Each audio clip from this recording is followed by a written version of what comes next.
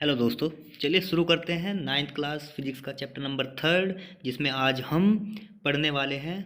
गुरुत्वाकर्षण यानी कि ग्रेविटेशन के बारे में पढ़ेंगे। गुरुत्वाकर्षण का सिद्धांत सर आइजैक न्यूटन ने दिया था। न्यूटन के बारे में कहा जाता है कि वो एक बार किसी एप्पल के वृक्ष के नीचे बैठे थे। वहां पर उनके ऊपर एक एप्पल का फल गिरता है। फल के गिरने से वो सोचने लगते हैं कि ये फल नीचे क्यों आए, और जब भी हम किसी वस्तु को ऊपर की तरफ फेंकते हैं तो वो नीचे क्यों आती है। तो फिर उन्होंने अपना एक नया सिद्धांत दिया, जिसको आज हम गुरुत्वाकर्षण का सार्वत्रिक नियम यानी कि the universal law of gravitation के नाम से जानते हैं। ये सिद्धांत इन सभी घटनाओं को सही तरीके से स्पष्टीकृत करता है। दोस्तों, आज जो आप टीवी देख रहे हैं, अगर ये नियम नहीं होता तो आप नहीं देख पाते। ऐसे ही कई रोचक चीजें इस सिद्धांत के आने से संभव हुई हैं, तो हम उनके सिद्धांत को समझते हैं। तो दोस्तों, गुरुत्वाकर्षण के नियम के अनुसार इस ब्रह्मांड में स्थित कोई भी दो द्रव्यमान हमेशा एक दूसरे को एक बल के द्वारा आकर्षित करते हैं।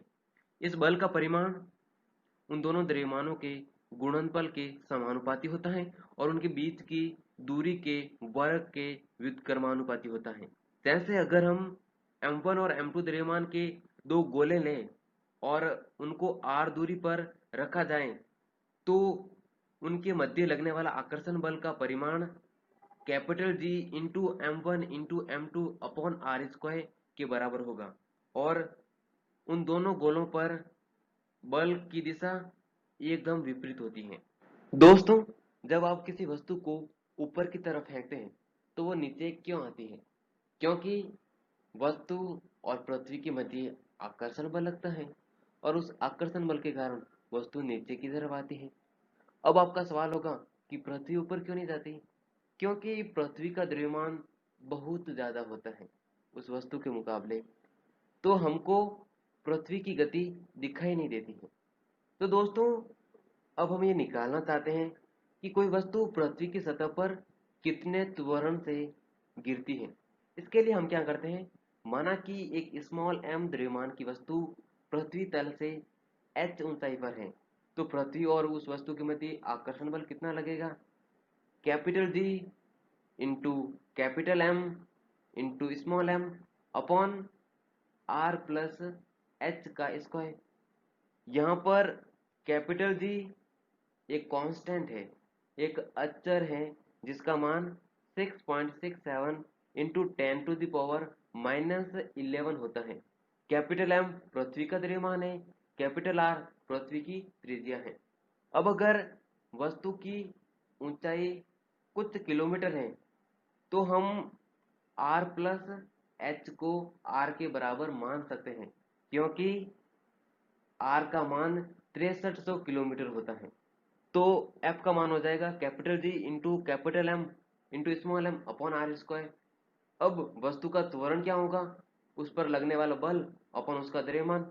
तो यहाँ से हमें उसका त्वरण मिल जाएगा, जिसको हम स्मॉल g से डिनोट करते हैं, और स्मॉल g का मान हो जाएगा capital G into capital M upon R square, और इसकी वैल्यू लगभग 9.8 मीटर पर सेकेंड स्क्वायर आती है। कई बार प्रश्नों में हम g को 10 के बराबर भी लेते हैं। दोस्तों, चंद्रमा हमारी पृथ्वी के चारों ओर चक्कर क्यों लगाता है? क्योंकि चंद्रमा और पृथ्वी के मध्य आकर्षण बल लगता है, और ये आकर्षण बल चंद्रमा को अभिकेंद्रीय बल प्रदान करता है, और इसी कारण चंद्रमा पृथ्वी के चारों ओर चक्कर लगाता है। इसी कारण जितने भी ग्रह हैं वो सूर्य के चारों ओर चक्कर लगाते हैं। यहाँ पर जो अभिकेंद्रीय बल होता है वो सूर्य और ग्रहों के मध्य गुरुत्वाकर्षण बल के कारण मिलता है। दोस्तों, अब हम ग्रेविटेशन के अधीन होने वाली गतियों को न्यूटन के समीकरणों के माध्यम से समझना चाहते हैं। अगर वस्तु की ऊंचाई पृथ्वी तल से कुछ किलोमीटर है तो हम गुरुत्वीय त्वरण को नियत मान सकते हैं और इस कारण न्यूटन के समीकरण निम्न प्रकार होंगे। v equal to U plus G T, S equal to U T plus half G T square और v square equal to U square plus 2g's।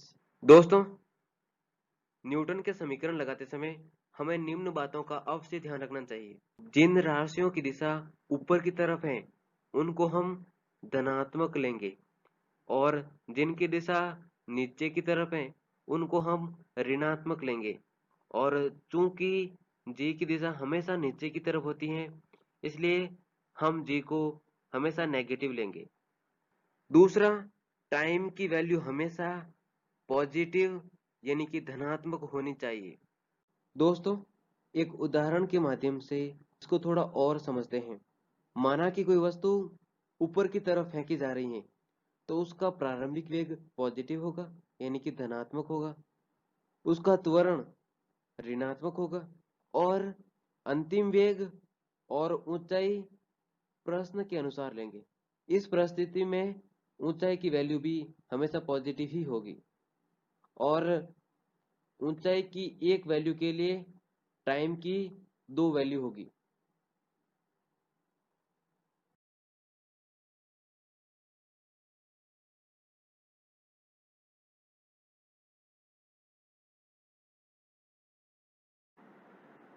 दोस्तों, अब हम एक ऐसी वस्तु की गति का ग्राफ बनाते हैं जिसको कुछ ऊंचाई से छोड़ा जाता है। दोस्तों, क्योंकि हम वैसे ही जानते हैं कि नीचे की दिशा को हम ऋणात्मक लेते हैं तो तीनों ग्राफ जो कि त्वरण समय ग्राफ, वेग समय ग्राफ और विस्थापन समय ग्राफ चतुर्थ चतुर्थांश में बनेंगे यानी कि फोर्थ क्वाड्रेंट में बनेंगे। तो पहला ग्राफ त्वरण समय ग्राफ कुछ इस प्रकार से आएगा। एक समय अक्ष के साथ समांतर सरल रेखा, क्योंकि त्वरण का मान नियत है।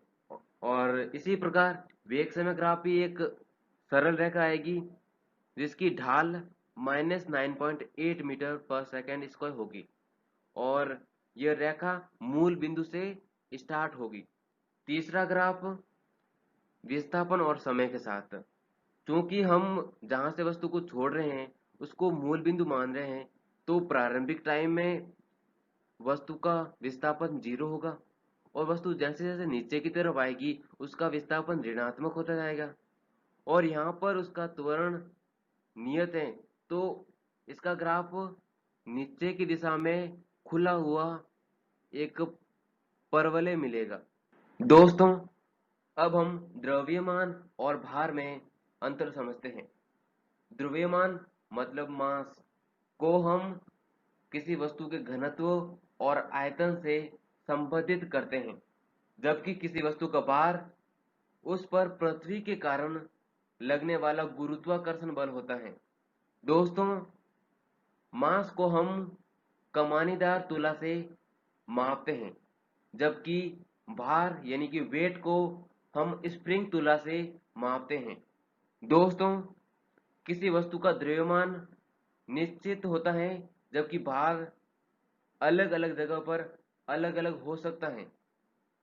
जैसे पृथ्वी पर किसी वस्तु का भार अलग होगा और चंद्रमा पर अलग। हाँ तो दोस्तों, हमने गुरुत्वाकर्षण के चैप्टर को पढ़ लिया है। अब एक क्वेश्चन करते हैं।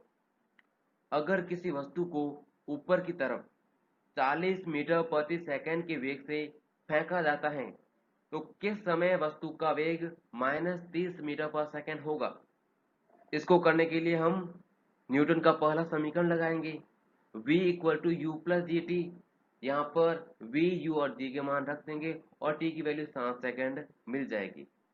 सेकंड क्वेश्चन, अगर वस्तु का द्रव्यमान m किलोग्राम है तो पृथ्वी और चंद्रमा पर भार बताओ, जबकि आपको ये दे रखा है कि चंद्रमा पर चंद्रमा के कारण उत्पन्न गुरुत्वीय त्वरण का मान पृथ्वी के मुकाबले 1/6 गुना होता है।